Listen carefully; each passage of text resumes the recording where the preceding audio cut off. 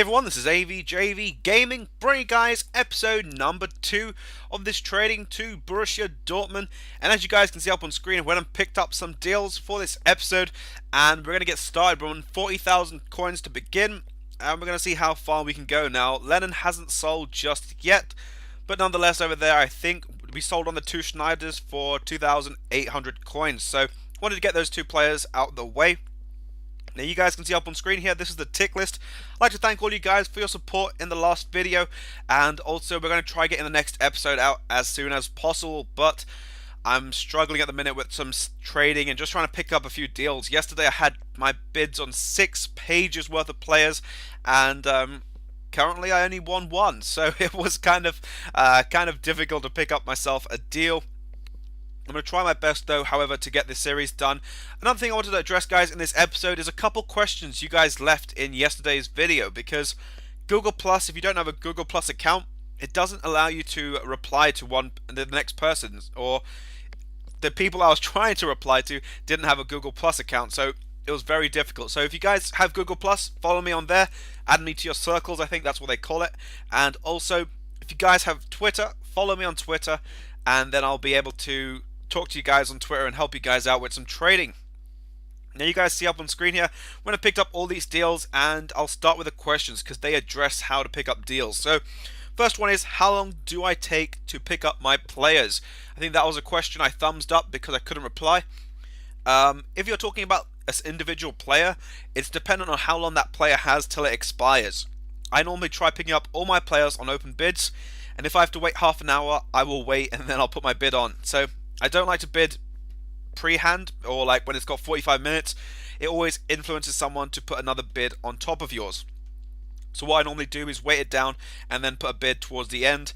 And there's a majority of the time where you will get outbid and you get into a bidding war around about the 30-second marker. But nonetheless, just keep persevering. But also know when to stop bidding, because you will find a point where you want to make 1,000 coins and your opponent wants to, or your person you're bidding against wants to make only, say, 500 coins. So always remember, guys, where you want to stop bidding. Over here though, I'm getting a bit of an issue with the web app. It's been playing up for the last 2 days. These deals were pretty much yesterday, and you can see over there I had a bit of a crash of the web app, so I had to go and refresh it all. If you're talking for that, also that one question, players for the whole episode, however, it could be anywhere from an hour, picking up around 20k worth of profit deals if the market is playing up good, and it could be anywhere up to 12 hours. That's why normally I keep my videos, sometimes I try to stay at least a day ahead of you guys, because I struggle with sometimes with the trading, and also I don't sort of want to upload a video that's only 2 minutes long or 3 minutes long and have 1 or 2 deals, and then I don't know, it's not one of those things I enjoy. I like to give you guys, a set of players which I'll trade with, and then the next episode I'll go and move on to some other players, then I'll go and move on to inform players, and I'll keep switching it up so you guys keep refreshing, so it's not the same old video that gets boring, because I just don't want, I want to keep it refreshed. And also using different players is also testing the market. So here we're on 16,000 coins profit for this episode so far in just the first 3 minutes, and I'm going to go pick up an informed deal, or maybe I've already picked it up, I'm not too sure. I'll go do that in just a second. I'll move on to a couple other questions. I've got, I think, 4 questions here that I need to get through as well. Another thing that someone asked me in yesterday's video was, how am I going to complete the series in 3 or 4 episodes? And what I'm actually planning to do is to progress this series maybe to 10 episodes. I'm actually going to keep it to 10 episodes. Now, the reason for that is I don't want to rush through this series, because I've got a habit of literally, as soon as I get into trading, I will trade so quickly and make so many coins that it sort of becomes a little bit boring, because I complete the series very fast. And what I'll do is I'll space out this series, keep switching up players. You can see there that Debuchy, this is one thing that really bugged me. I picked him up, I think it was yesterday or the day before. His price went up to 30,000 coins.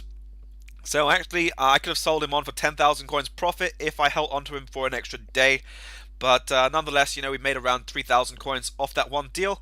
It was 3,200 coins after tax. So still some very nice coins off an informed player. So definitely recommend you guys look into a couple informs. Mainly look at 2 or 3 and then move on from there, because you need to learn how to trade informs. And don't try trading high-end players if you're not too sure if they're going to sell. Always check the cheapest buy now and verify that by looking at Foothead, Ultimate Team Trading. I don't know if that Ultimate Team DB is still there, but I'll check that out for you guys and let you know for the next episode. So now here we're looking at Wijnaldum, very good player as a cam, but his average price is 4.5 thousand coins, and someone listed one up there for 2,500. Now I really have no idea why someone would do that. If they just listed their card up for 4,000 coins or even 4,200, they would have probably guaranteed themselves the sale, but they listed 2,000 coins cheaper. Now, as I don't want to take the risk, is that one doesn't have a chemistry style, I'm going to list mine up regardless for 3,000 coins, just to prevent ourselves from taking any potential risk out there. And we'll see if we can make 2,000 coins of that. Hamsik, picked him up for 2,000 coins. I used to pick him up for 800 coins in the CDM. Now he's gone all up to 2,000. His price is sort of going up. So that's why I'm looking into new methods for you guys. Another thing that someone asked me, am I going to be doing the trading for starters series? Now, as I'm doing this series, I can't do both series at the same time, but I'll try to get a trading technique under that title. So the trading for starters, I'll get a technique out for you guys very soon, and that will be hopefully one that will help you guys out with minimal coins or even 2,000 coins. It'll be a multiple method, so it'll help you guys probably make that 2,000 coins into 10,000, and so you guys can go from there. So I made 3,000 on Hamsik and around about 2,000, I'd say 2,300 coins on Wijnaldum after tax. So very good stuff on those two trades over there. Next question is, am I on PS4? So currently, many of you guys know I'm not on next gen just yet, but as soon as my local game store or Argos or any of those stores get it in, I will be the first person to be down there and get them, because there is a waiting list at Game, the one I go to, and they've said to me that as soon as they've got a stock, they have to respect the waiting list and sell them to the people that are ahead of me. So as soon as they get them back in stock and they've finished their waiting list, I'll be able to get one and bring you guys next gen. But at the moment, because I'm doing trading, it's nothing too big. I'm not really feeling like it's anything sort of any better. And also, you guys can see over here with trading, we're going to be aiming to make around about 10,000 to 20,000 coins per episode. And if you're doing that per day, by the end of a week, you could easily make 140,000 coins, which is faster than playing the game consistently. So over here, we pick up a Gervinho, mixing up into non-rare players as well. Always try switching up your trading, guys. Look into rares, non-rares, bronzes. I'm actually going to focus on bronzes, but they are a little bit more competitive. People want to make really interesting bronze hybrids, so that's why I'll sort of cover that a little bit later on. So I am trying to slow down the series, try not to do it and complete it within 4 or 5 episodes. And yeah, the thing is, another one which was a very important question, I feel this one in particular, what time do I trade? It's a very good question. I trade whenever I'm free. So if you guys go to school, try trading as soon as you get back, because there'll be a lot of people on the market. A lot of people just listing up stuff for 150, a lot of competition. And when there's people always listing stuff up for 150, gives you a chance to go and put your bids in and win those players. If you guys are only, say for example, some of you guys work throughout the whole day and the evening, and you're free in the night, try trading in the night. That's a recommendation. Trade whenever you're free. That's what I do. I trade sometimes around about 3 to 4 o'clock in the afternoon, and then I sometimes trade around about, I think, 7 to 9 o'clock in the night, and that'll be my trading day. I'll put bids on lots of different things before I go to sleep, and I'll sort of just play the game as well a bit, and then put bids on lots of different things. See if I win them in the morning. If I haven't, like yesterday where I won only one item out of 6 pages, which was quite frustrating, then, you know, sometimes those things happen. So you can see over here, I think we're going to go right in Dortmund.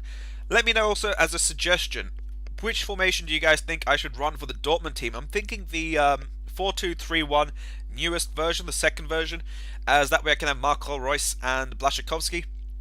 And I went and picked up all the bronze and silver players to sort of avoid people price locking them at much higher prices. So I'll show you guys a tick list at the end of this episode as well.